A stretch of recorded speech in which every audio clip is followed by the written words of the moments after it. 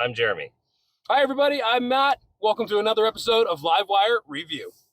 Okay, so we're in the 2023 Nissan Ariya. This is the Engage package. It's a front-wheel drive with a 63 kilowatt-hour battery. Asterisk. With an asterisk.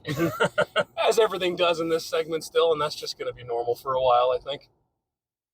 Now, this is our first time, I'm exaggerating. We did sit in it once before, but this is our first time driving it with any real intent and purpose. And I think we've both said the same thing about this car. Correct me if I'm wrong, but I get in and I go, it's kind of unremarkable. Yeah, and you know what? I agree. I'm okay with that. At first, I was a little disappointed, and then when I kind of wrapped my head around that concept, I thought to myself, you know what? That's okay. These vehicles need to get to the point where we are unremarkable, and they're just, it's just a car, and that's great. Everything in here, so far anyway, from what I've seen, I like the way it's laid out. I don't necessarily know how I feel about these light, touchy buttons here on this dashboard, but I like that I don't have to go navigating through a screen to find my HVAC controls. Call it what you will. For me, it's comforting to just go, oh yeah, that, fan, heat, perfect. You know what? That's my wife's favorite thing about a car, too. You know what? A lot of brands, I mean, look at what Honda did when they got rid of the volume knob, and they were absolutely publicly crucified for it until they brought it back. So it's certainly not a new concept to have a physical button. I mean, GM trying to get rid of their light switch right now. Everybody's losing their minds about it in the new Colorados and Canyons. It's familiar and people like it. But let's talk about the rest of the interior. The volume knob right in the middle, it's super random, but I love it. And then I really like this brass strip. I like that it runs coast to coast. It kind of gives you a, tied in feel no matter what point of the car you're in. And are these little leaves in this plastic down here? I can't quite make them out. This patterned, textured plastic that they're using down here at the footwell, in the doors, both sides, speaker covers up top. It just breaks up the black plastic, which is always appreciated from my perspective. And no, they're not Leafs. They can't be, because to have a Nissan Leaf and put a Leaf in this car would just be silly. I feel the engineering has come a long way in this car. They've gone away with the CHAdeMO connection, and they've put a proper CCS connector on this car. Awesome. Yeah, they've actually added a heat pump. Actually, you know what? They had a heat pump in the car before, but it was just an air-to-air system. We haven't got all the details on how the heat pump works yet. So it's a proper refrigerant-based heat pump system, which should be saving you overall in terms of your usage. So we're out here kind of just cruising around, and the first thing I noticed was just coming to a stop light just a moment ago. And as I'm slowing down, in my head, I got onto the brake pedal. I'm driving it like a normal car. I'm not using the E-step button here, which I believe is just a one-pedal drive with another name, because every brand has to be different. Yeah, I did look that up. That is what that's for. Yep. So I'm just driving it like a normal car, gas, brake. And part of me almost is like, there was like a phantom engine brake in my head a minute ago. And I realized it was just the regenerative. And I realized that it's just something I don't know what to identify. But it was like, oh, yeah, okay, this is just a car. I'm just driving a Nissan product that feels a little bit heavier. Now, the interesting thing you and I found the first time we drove this, we both got in here and said, this feels small. But by the numbers, when you compare to, competitors in the segment, and we used the Ioniq 5 at the time, the wheelbase was virtually the same. What was it, a 2 centimeter difference, I believe? It was negligible amount of difference between the two. But to get in this versus that, where you feel, I dare say, palatial when you sit in that thing, you get in here and you kind of go, all right, it's just a little car. And I don't know if that was the intent or it's just how the packaging worked out, because we did notice that the roof lines on this thing swoop up and in on all four corners to kind of give you that tighter, more driver's focused feel, at least from what I could see. Yeah, and when we looked up the specs on this car, it was actually wider than the Ioniq 5. And yet, in that car, you feel like you're sitting on a wide couch. In here, I feel like I'm in a Toyota RAV4. We're fairly close to each other. We're touching. We're like each other. Yeah. So when my wife looked at this car at the auto show, she actually didn't think the wood grain dash was very good in this thing. She thought they were trying too hard. Me, I like this. I think it looks very classy. The lack of buttons in here is really nice. It's simple, it's elegant. I kind of like how the screen has this little swoop in it. So you go from cluster up to infotainment all in one continuous. There's not much going on in this dead section in the middle except 2 buttons, but it just gives you that continuous feel again. And then I think as long as we're out here driving, we got to talk about power, don't we? So I do have a couple of drive modes selected. I'm currently just in standard. Let's see if I can rock that up to sport just for fun here.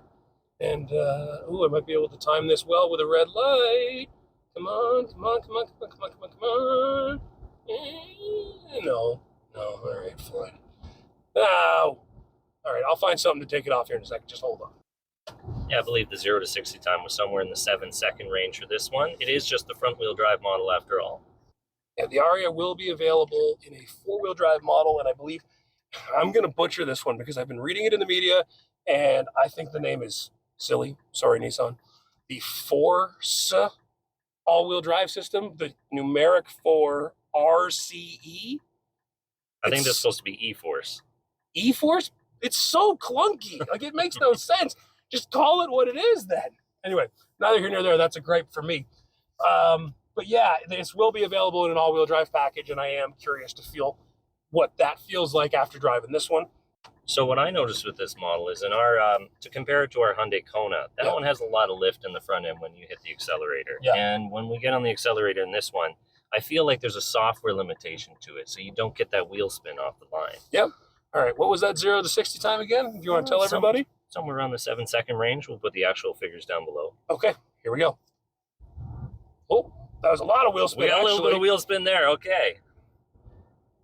Yeah, it doesn't have the takeoff of other comparable EVs of this size, but I mean, it's good. It's certainly good. I wasn't complaining about that. I think we might have been on a little gravel. I'm going to give it a break. I'll give it a break. A little bit of loose ground. It's always hard to take off on.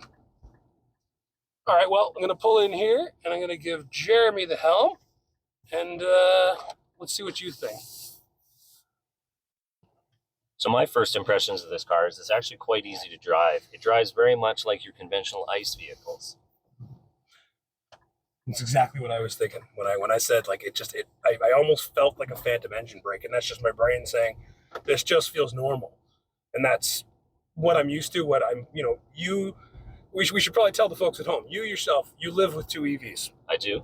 On a daily basis. Myself, I live with old junkers because that's just what I choose to drive. So I have familiarity with this product through a series just of media-related things that I've been doing for a number of years. So I'm not unfamiliar with them, but I certainly don't live with them. So for me to get in here, I will always reference my normal as my 2008 Toyota Matrix. So it's by comparison to that, it's a world of difference, but it still felt just like I was driving a car, just any other car I'd ever driven. So I really enjoyed that when I got in. Yeah, it's just beautifully refined. It has a nice ride to it. When you go over the bumps, you don't have that hard crash. I was thinking, considering the size of the wheels, it certainly does sound insulate in here that well. Based on the size of those rims, I expected a lot more translation as far as noise and vibration in here, but no, it's been quite smooth, quite comfortable. As far as interior amenities go here, the vehicle does have a completely flat floor, and I'm going to show that to you right here. But it's cool. They kind of put in this funky little removable cargo tray that I can just lift up. I'm going to leave it down there for safety's sake right now, but you can lift that out of the way. Down here, we've got a series of USB-C plugs as well as a standard 12-volt connector. And underneath this guy, I don't even know what that is. Oh, it's just another little luggage tray, place to put your stuff. Also, three? Was it three? There's at least 2 glove boxes. 1 glove box, 2 glove box, which is interesting. I don't know why anybody would need that much space, but lots of livable amenities. And then forgive the microphones, but up top we've got sunglass storage and your controls for your map lights and stuff. Again, things you're familiar with, and I'm not showing you because they're revolutionary, but just they're not different. You can get out of your regular car that you drive every day, get into this, and not feel out of place, not feel like you got to learn a whole bunch of new stuff. You know, the first time I got in this vehicle, I thought the brake pedal was a little funny, but I'll say on my second drive, it's gotten a lot more comfortable and more natural. Whenever I've driven a Toyota hybrid, for example, I've always felt that their brake pedal was a little funny. It had a weird travel to it, and it didn't transition from the brakes into the regen very well. There was always like a layover with Toyota's hybrids. It was like, what do you want me to do now? Oh, you want me to do that? Okay, now I will shift into that mode for you. I always thought that was a little odd.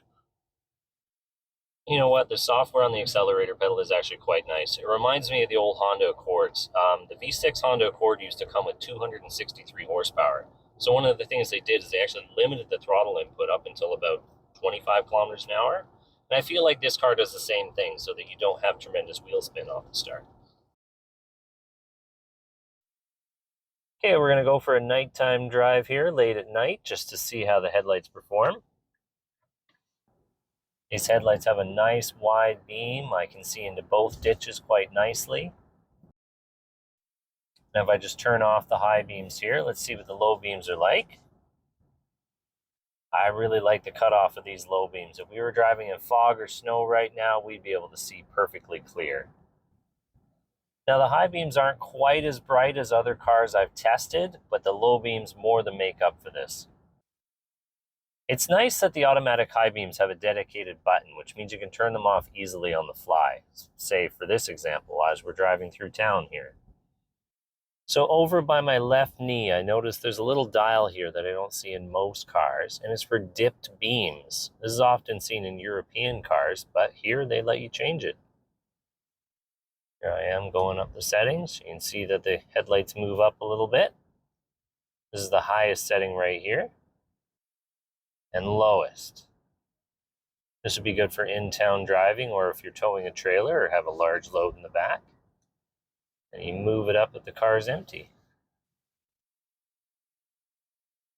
It is nice to get into a car and not have to look for certain controls. It has a normal turn signal stock. It has normal wiper stock on it. Cruise control buttons are where you would expect them to be. I can see my climate control buttons here in the middle, lit up at night, very easy to find. They are a haptic feedback setup, which I'm not the biggest fan of, but they do work, and when you find the button, it gives you feedback to let you know that you found it. It's this beautiful underglow under the vehicle at night.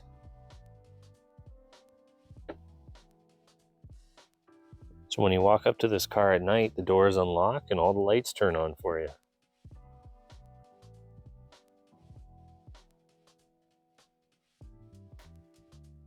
This car makes a very interesting noise when in reverse.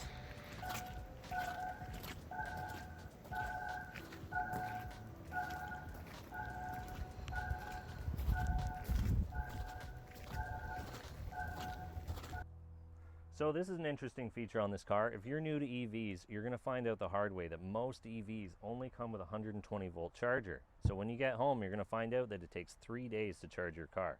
So Nissan's done something really interesting here. They actually give you a 240 volt EVSE right from the factory.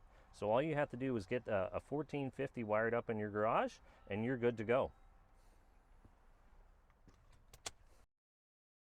Okay, we're about to take a trip to Barrie. So let's reset our meters here. All items, confirm reset, yes. Okay, and back. Okay, we got our driving computer reset. We're sitting at 88%.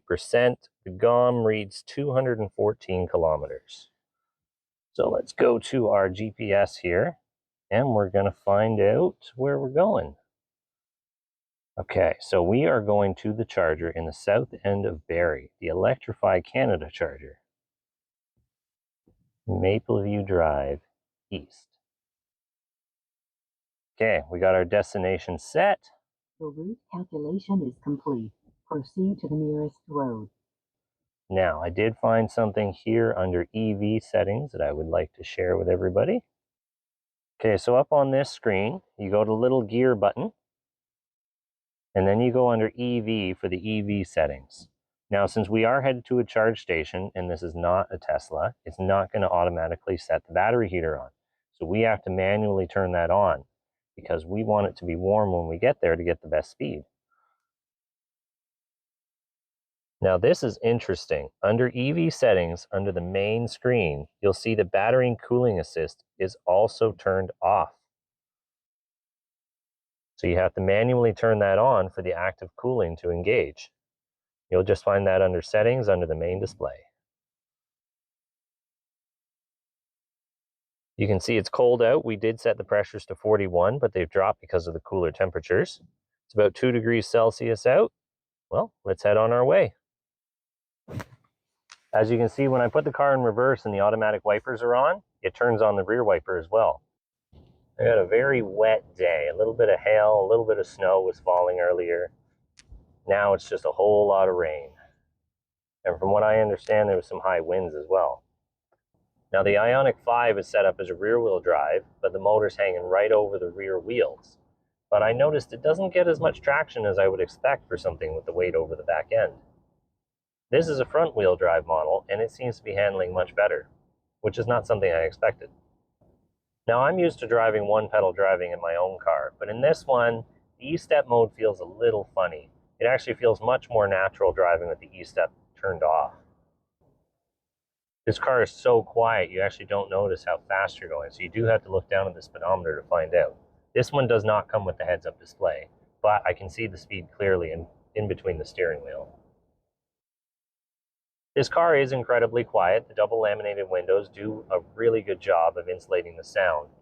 The windshield, not so much. As I'm driving along here, I can hear a lot of wind noise going over the windshield.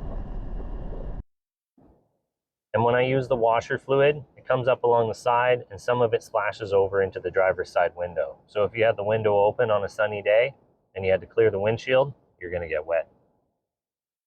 So I have to say, a car at this price point comes with an awful lot of features. I know this is the base model, but it's far from base. It comes standard with a heated steering wheel, heated front seats, heated rear seats, and they're even automatic. When you get in the car, you don't have to remember to turn them on. They're always in automatic mode if you leave it that way. I always appreciate a car that you can get into, and the settings are still automatically set up from the last time you get into it. It is quite frustrating when you have to hit 4 different buttons before you take off. Yeah, I'm going to check out the radio here. It's a 6-speaker sound system in this car.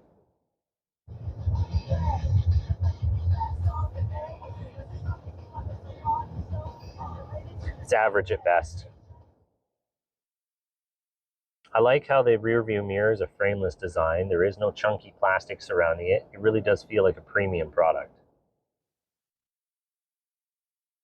Let's talk numbers for a second. Right now on this 90-kilometer-an-hour road, I'm averaging 22.2 kilowatt hours per 100. It's a little higher than I would expect to see from a car like this while driving at such slow speeds. The car is rated for 20.5 kilowatt hours per 100 to get the rated range of 349 kilometers. So when it comes to the battery percentage, when it reads 100%, it's never actually at 100%. Part of this battery is locked up, and for good reason. A lot of manufacturers will actually hide part of the battery, 1 for protection, and 2 so that you don't notice degradation. That way, when they give you a range figure, you can expect to see that range figure for a very long time. So in this particular model, it has a 66 kilowatt hour battery, but only 63 kilowatt hours is usable. That means that 3 kilowatt hours is actually locked away for degradation and for protection. That way the battery is never totally full or totally empty. What you see on the range reading from 100% to 0% is actually even less. So Nissan's taken the approach where they have a reserve buffer below 0%, but it uses some of the usable capacity. So of that 63 kilowatt hours that's usable, you can only access about 58.5 kilowatt hours from 100% to 0%. And what's interesting is they stopped giving you a range reading at around 5%.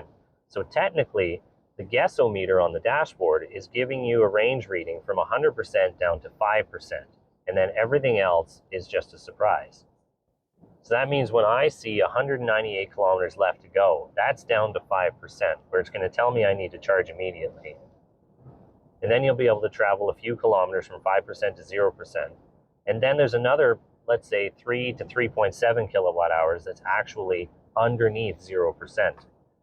And it'll still let you run the heat even when you're down to those low percentages. Okay, we arrived here with 64% remaining, 163 kilometers estimated range, 22.8 kilowatt hours per 100. Here we are at the fast charger. It's Electrify Canada station. Pulled up to one with 2 CCS plugs so we don't block anybody needing a CHAdeMO. Now this car only charges up to a maximum of 130 kilowatts. So all we need is a 150 kilowatt station. There's another reason why you might want to pick a 150 kilowatt station versus the 350 is the price is an awful lot better. Now I get a lot of comments about how it's very easy to pull up to a gas pump and pay for gas. Well, I'll show you something with this charger. It's just as easy. So the first thing you do with this system is you have to open both your plugs so you have access to your regular connector and your CCS port. Make sure they're clean. This charger is fairly easy to use. You just grab your plug, bring it over to the car,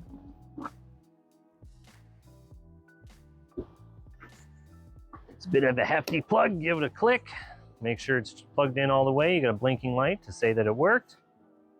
And this one's so easy to use that once it's connected, all you have to do is put your credit card on it,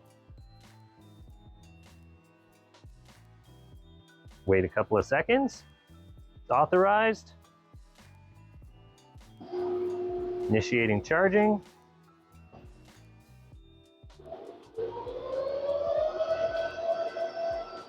By the sound of the fans, that's telling me it's working.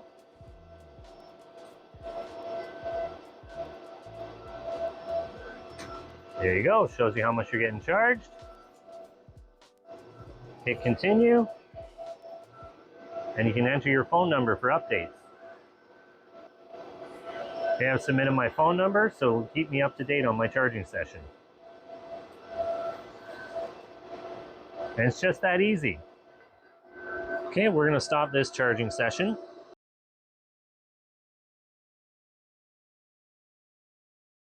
Hold down the stop button to stop a charging session. Gives you a readout of what you've taken today and how much it costs. Press the button, pull it out.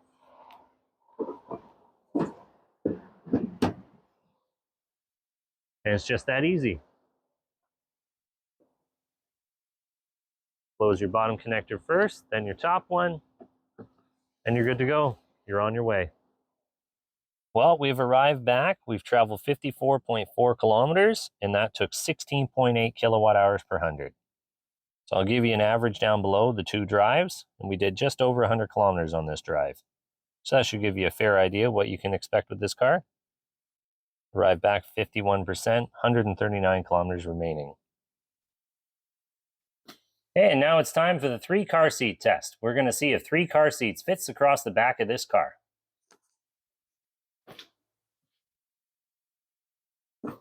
Put the smaller one on the outside edge over here. Push it over as far as we can.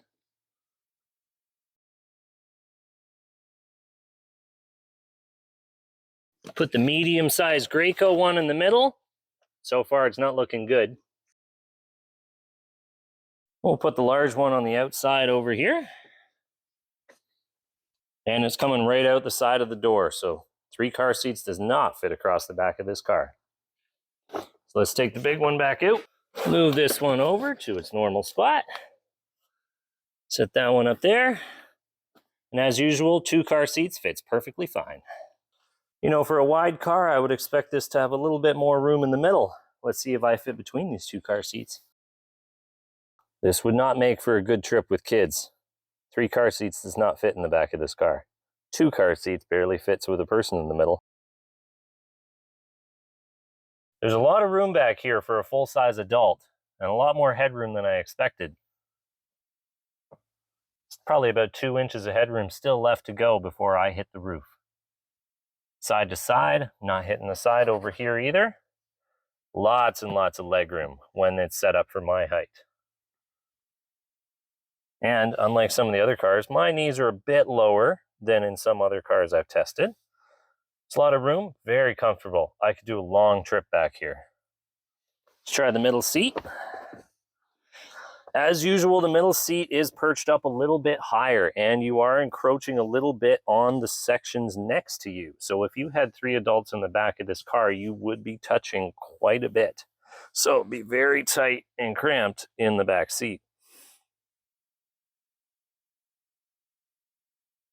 But my head still is not hitting the ceiling. I've got about an inch of room before I hit. Console's not getting in my way, lots of leg room, and there's still an inch before my toes touch the console. So this is very well laid out with a nice flat floor in the middle. Only a tiny little hump as far as I can see. Now let's move over to the driver's side. Just like the passenger side, lots of room, nice and comfortable, lots and lots of headroom as you can see. But I would only put 2 adults in the back of this thing, 3 in a pinch. So let's take a look under the hood. As you can see, there's no frunk in this one, just all the power electronics required to make the car work. Over here, standard things like your washer fluid, coolant, brake fluid. You're gonna have your onboard charger, your inverter, and everything stacked up here. And a normal lead acid 12-volt battery. And we have another coolant loop over here. So that tells me that there's probably 2 coolant loops in this car. I haven't received a lot of information on this heat pump, but I believe it's going to use an air-to-air condenser and probably work down to about -10. So you'll get excellent range down to -10, and below -10, it's going to supplement with an electric heater. And just like most electric cars, this one has an active air flap to help with aerodynamics, and all the air comes in just in this lower grill over here. Okay, now we're going to take a look in the back end of this car and see what we can fit. It's actually really interesting dimensions in here, and I like this. However, it does have a sloping line here, which does limit some of the large objects you can put in this car, but there's some neat party tricks down below. Up front, you got a flat loading floor, but they have removable panels. You just a second to move this tonneau cover out of the way. Tonneau cover actually comes standard with the vehicle.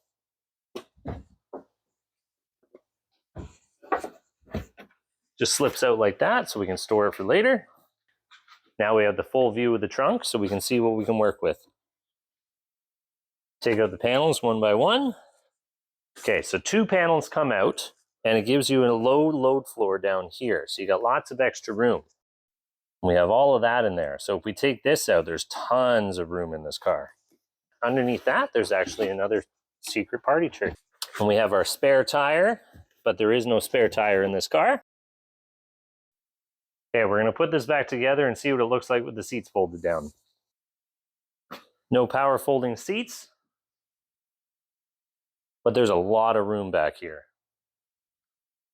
You can fit some very big boxes in the back of this car.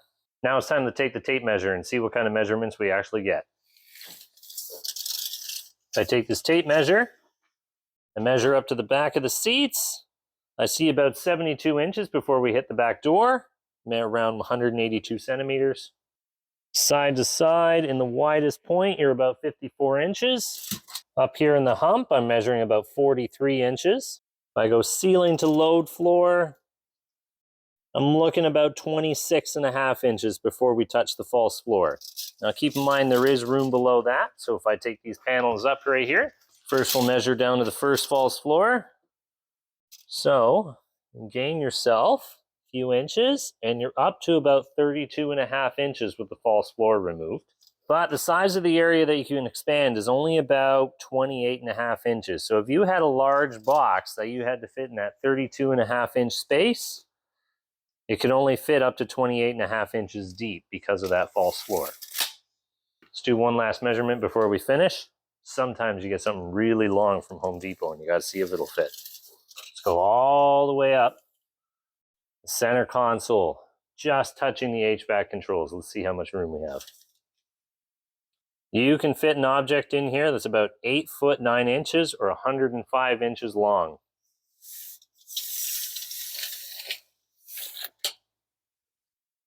So that means an 8-foot plank of wood should fit. Okay, so let's check out the front seats of this car.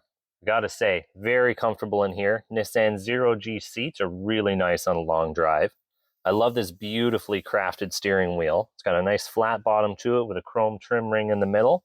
The Nissan symbol is beautifully crafted on here. Some other manufacturers decided to go for a different design that I wasn't very happy with. This is really nice. Got a piano black on the steering wheel. A little bit of piano black here and there, but not too much. Not so much that it's going to get scratched by using it every day. Dashboard has this beautiful trim that goes from side to side in this nice bronze color. And I like the fact that it has a simple volume knob in the middle. In the past, I wouldn't buy a car if it didn't have a tuning knob and a volume knob, and it does have both of these here. In the middle of the dashboard, there's a knob that goes up and down to select left and right for your tracks. Hazard lights are next to the volume knob. Power button's right here next to your knee. And there's tons of room. So much room for my knees, and I don't think I would get uncomfortable on a long drive. There's lots of places I can put my feet. I can even fit them behind the brake pedal here. There's a dead pedal that I can use. It's really nice in here. Everything's pretty intuitive on where it's placed. Even the buttons for the sliding center console here, you can just access with your thumb. And shifter's pretty intuitive too. You know, press the button, pull it back, press the button, push it forwards, and then park is right there in the middle.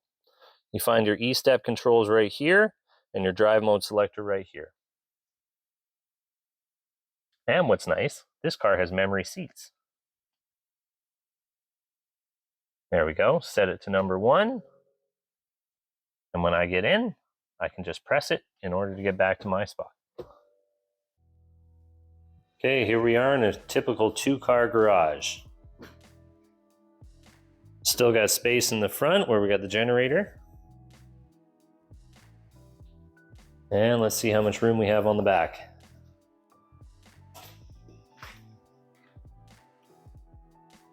Still room to spare in the back.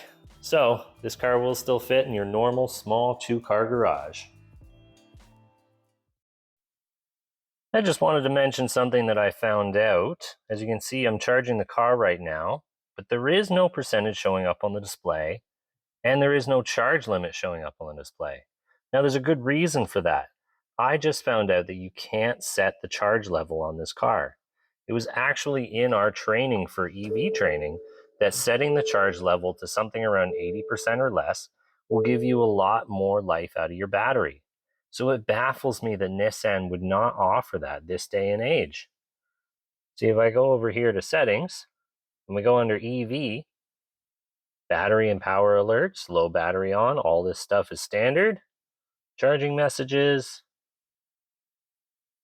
icons, that's not going to get me anything. Charging availability, charging locations, battery heater. There's nothing here that will actually set your charge level. We go to all apps, and under EV here, got energy usage, driving range, charging stations, charge timer, climate control timer. These options are great. You can actually set them for each day of the week, a separate time for each one. So that's pretty cool. But not changing your charge level and going to 100% every day, that's not cool, Nissan. We got to do better. Now, if you guys know something that I don't, please let me know down in the comments. And that's all for now. So in conclusion, I'd actually like to say I never usually recommend an EV with a smaller battery, but this is a weird one. The smaller battery is 63 kilowatt hours. It's plenty big enough. If you have another car at home and you are deciding to buy this, I would highly recommend it. In this platform, essentially, that battery is going to be, it's A, going to be affordable because it's going to be your smaller option. B, it's still going to economically fit your lifestyle. 350 kilometers of range, just shy, sorry.